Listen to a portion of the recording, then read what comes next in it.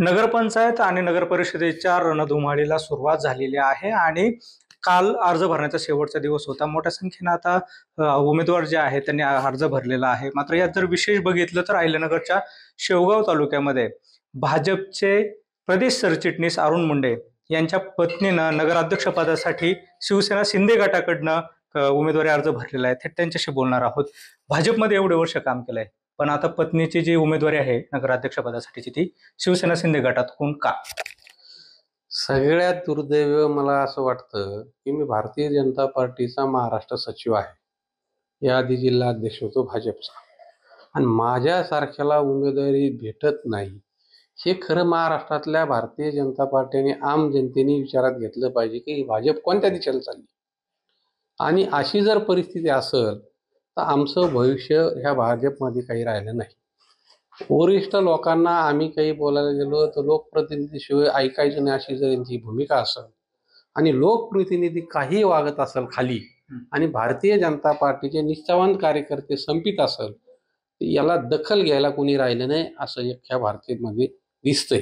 पण म्हणजे शेवगाव तालुक्याचे जे लोकप्रतिनिधी आहेत मोनिका राजळे, तर त्यांच्याकडनं आपल्याला सातत्याने विरोध होतोय असं म्हणायचं का? आणि याच्या संदर्भामध्ये आपण वरिष्ठांशी बोललेलो होतात का? त्यांचं काय आम्ही कुठं बाण पेटला नाही विरोध करायला, पण पार्टीमध्ये चांगला आणि भक्कम काम करणारा कार्यकर्ता मोठा होऊन द्यायचं नाही ही यांची भूमिका. यांच्या घराण्यातली भूमिका अशी आहे का त्यांच्यापाशी जोडे उचलणाऱ्या माणसाला महत्व आहे.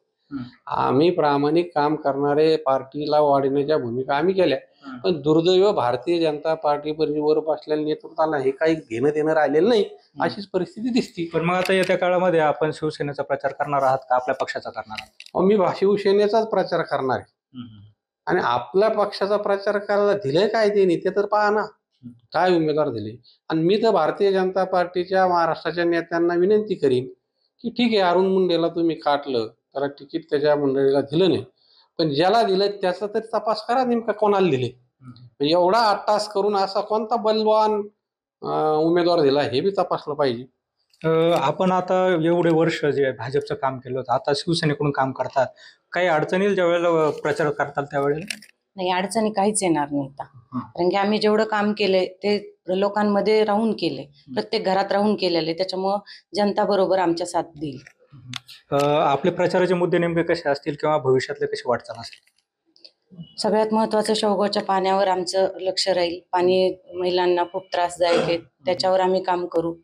नंतर बाकीचे रस्त्याचे वगैरे बरेचसे आम्ही 10 वर्षात कामं केलेली आहेत, पण जिथे अडचणी असतील ते कामं महत्वाचे मुद्दे राहतील. एकूणच जर बघितलं तर ही एक विशेष अशी उमेदवारी मानली जाते, कारण भाजपच्या प्रदेश सरचिटणीस यांच्या पत्नीनं आता नगराध्यक्ष पदासाठी थेट शिवसेनेकडून उमेदवारी केल्यानं हा एक चर्चेचा विषय मतदारसंघामध्ये रंगलाय.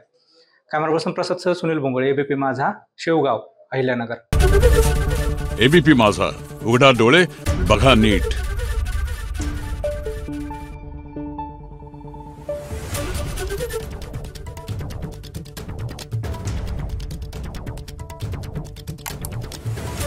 Thank you.